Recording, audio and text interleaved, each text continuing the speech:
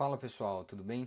Tô aqui com o meu cafezinho porque hoje nós temos mais um episódio da série Trabalho em Equipe, onde vamos dar continuidade à análise dos artigos escritos pela Lisa Rosenbaum, que foram publicados no New England Journal of Medicine.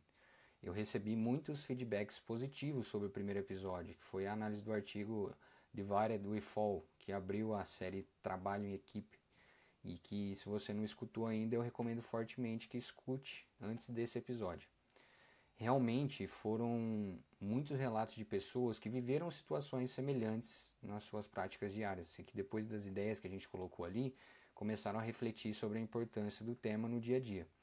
Então a ideia do vídeo de hoje é a mesma. A gente vai fazer uma análise reflexiva das ideias trazidas no artigo e, novamente, talvez deixando mais perguntas do que respostas. Então bora lá? O artigo de hoje foi escrito pela Lisa Rosenbaum e é intitulado Cursed by Knowledge: Building a Culture of Psychological Safety, que traduzido quer dizer algo nesse sentido: amaldiçoados pelo conhecimento, construindo uma cultura de segurança psicológica. Ele foi publicado lá em fevereiro de 2019 e, como eu disse anteriormente, lá no New England Journal of Medicine. E eu vou deixar o link dele aqui na descrição. Se você trabalha em hospital, especialmente em áreas críticas como a emergência, UTI, provavelmente você já sentiu essa cena que eu vou descrever. Aquele frio na barriga antes de dizer algo em voz alta perto de todo mundo. Acho que isso começa com a gente lá durante a faculdade, quando temos medo de perguntar as coisas e depois vai se perpetuando durante a carreira médica e a residência. Será que eu devo questionar aquela conduta? Será que eu estou exagerando? E se eu parecer ignorante? Bem-vindos à medicina moderna, onde o conhecimento é poderoso, mas o silêncio ele pode ser mortal. Então, no Café com Emergência de hoje, a gente vai discutir um tema que mexe com o mundo da saúde: a segurança psicológica no ambiente de trabalho. O nome ele parece meio teórico, mas o impacto ele é real. E a sua falta pode custar carreiras, relacionamentos e até vidas. No começo do artigo, a autora já traz um exemplo bem interessante. Era um dia de Natal, um jovem com uma doença cardíaca isquêmica é levado para fazer um transplante de coração. A equipe está animada, tudo ocorre bem, até que no dia seguinte o paciente não acorda. Toda aquela satisfação da equipe do cirurgião cardíaco se transformou num terror. Uma embolia gasosa tinha se formado durante a cirurgia e acabou resultando numa morte cerebral. O cirurgião ele ficou arrasado por meses, com sintomas depressivos mesmo, e nenhuma tentativa de autoabsolvição poderia reverter aquele sentimento. A morte poderia ser evitável. Só que naquele momento, diante de tudo que estava acontecendo, aquele médico se fez a seguinte pergunta: o que é que a gente faz para evitar que isso aconteça novamente? Quando foram fazer a investigação sobre o que tinha acontecido, ele descobriu uma resposta relativamente simples, mas com implicações culturais bem complexas. O cirurgião descobriu que o perfusionista, um membro ali da equipe, sabia que o ar tinha sido bombeado para a circulação do paciente quando a aorta não estava pinçada, mas ele teve medo de falar. Agora eu vou te dar um segundo exemplo para deixar isso mais claro. Uma enfermeira, num plantão noturno, nota que a dosagem de um remédio prescrito para um paciente está relativamente alta. Por um momento, ela considera ligar para o médico que estava em casa para checar essa prescrição.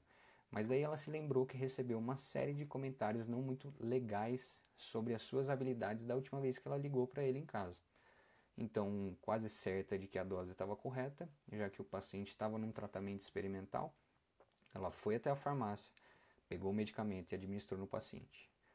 Esse é mais um exemplo de silêncio no ambiente de trabalho, onde falar era extremamente necessário. Quantas vezes isso acontece em menor escala no nosso dia a dia? Quantas vezes alguém percebe um detalhe, uma falha, mas escolhe o silêncio, talvez por medo de ser julgado ou até mesmo repreendido? Talvez você já tenha vivido ou saiba de alguma situação semelhante. E é nesse ponto que mora o conceito de segurança psicológica. A segurança psicológica, ela é definida como uma crença compartilhada de que a equipe é um espaço seguro para assumir riscos interpessoais, como expressar ideias, dúvidas, preocupações e erros, sem medo de punição ou humilhação. Infelizmente, esses comportamentos relatados nos exemplos que eu descrevi são mais comuns do que a gente pensa. Mas por que isso acontece? A resposta dessa pergunta ela parece bem complexa, mas na verdade é bem simples. Pensa comigo.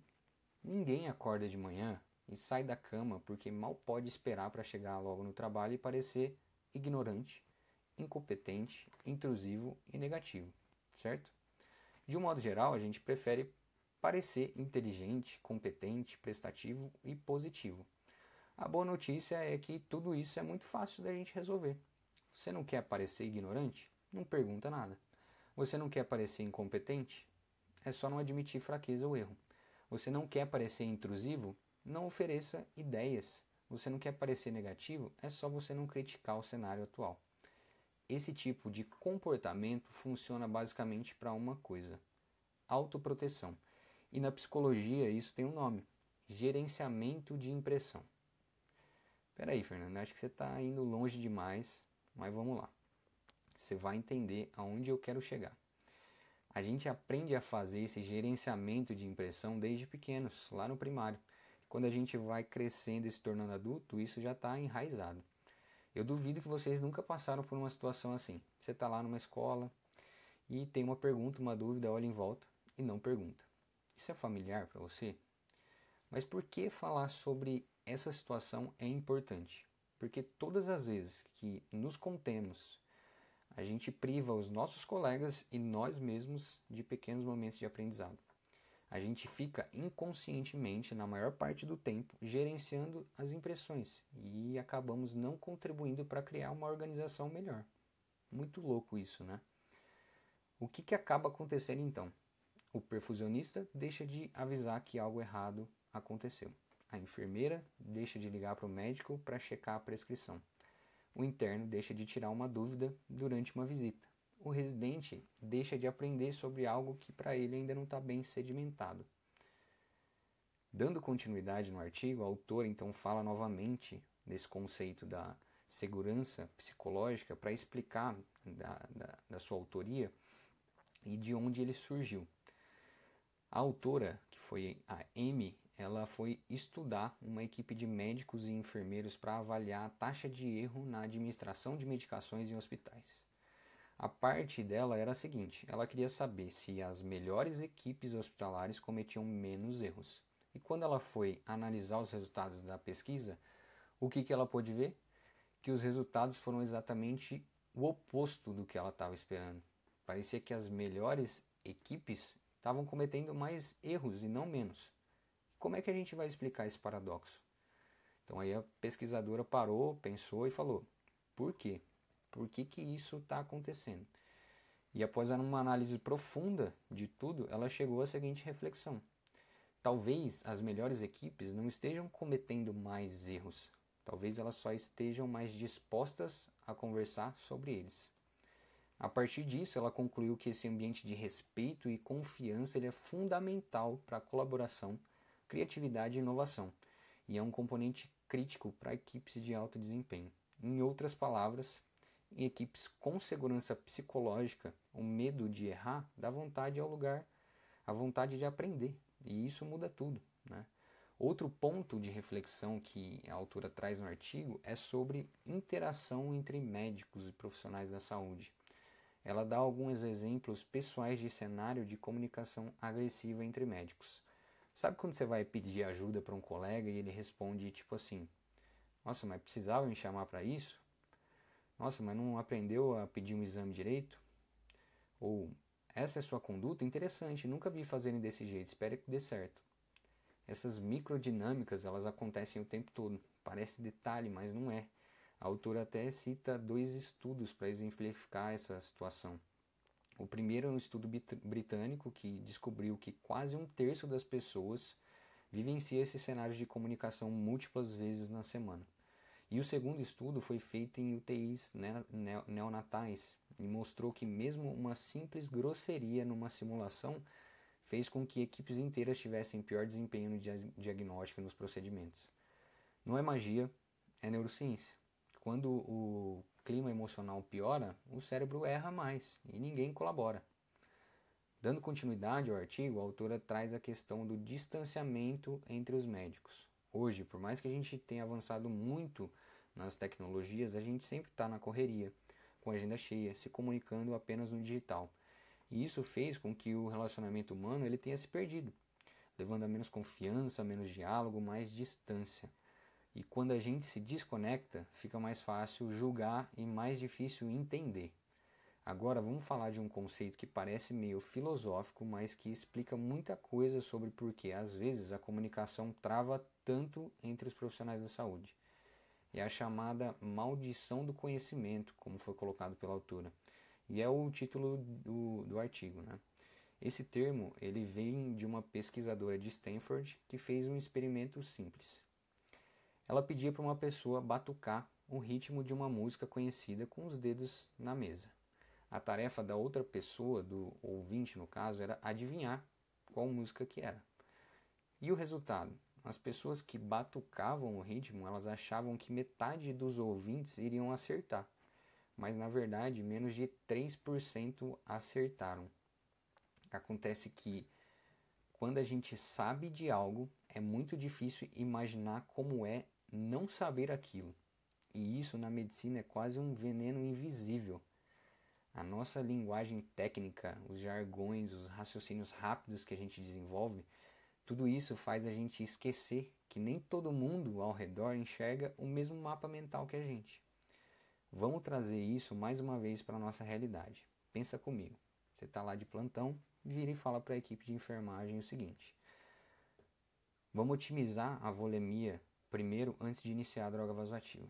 Só que ninguém define o que é otimizar. Então, quantos ml? Qual que é o alvo? Quando que é para parar? Cada um interpreta do seu jeito. Outro exemplo. Esse paciente aqui está numa fibrilação atrial de alta resposta. Vamos controlar a frequência. Um membro da equipe pensa no diltiazem, o outro pensa no metoprolol, o outro pensa em outra droga. Todos estão certos, mas ninguém está na mesma página. A maldição do conhecimento faz a gente supor que todos os outros entendem o que a gente quer dizer. E às vezes a gente até culpa essas pessoas por não entenderem.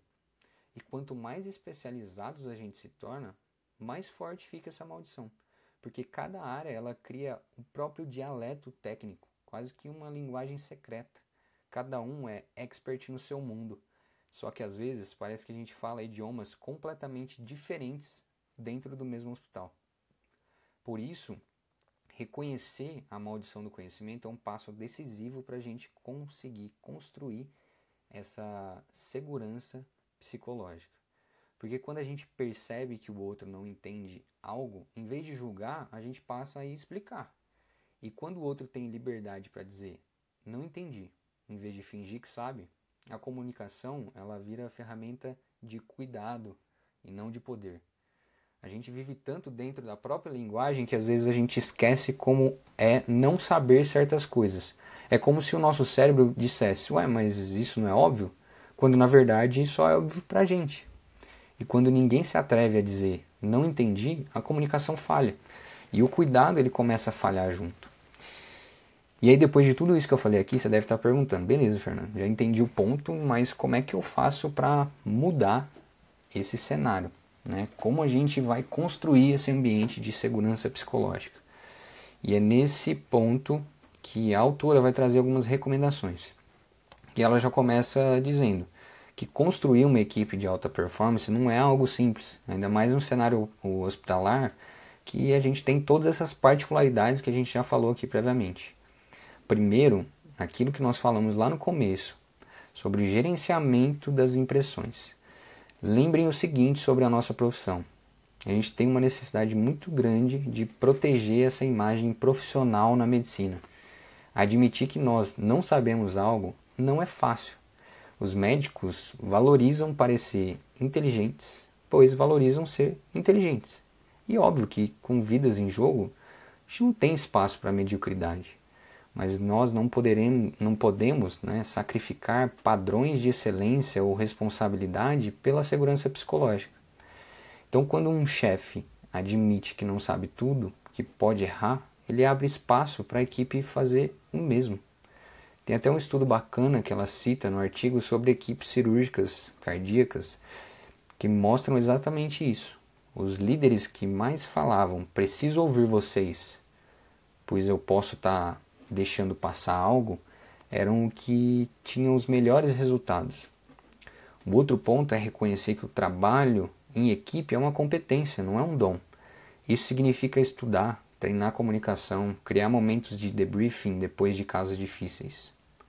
Segundo, para evitar essas microdinâmicas que ela deu como exemplo e que muitas vezes são carregadas de comunicação rude ou até mesmo agressivas, ela sugere que a gente deve se colocar mais no lugar dos nossos colegas. Como, por exemplo, quando alguém pede uma avaliação para você que na sua cabeça não faz sentido, pensa que o outro médico, a outra pessoa, também quer o melhor para o paciente.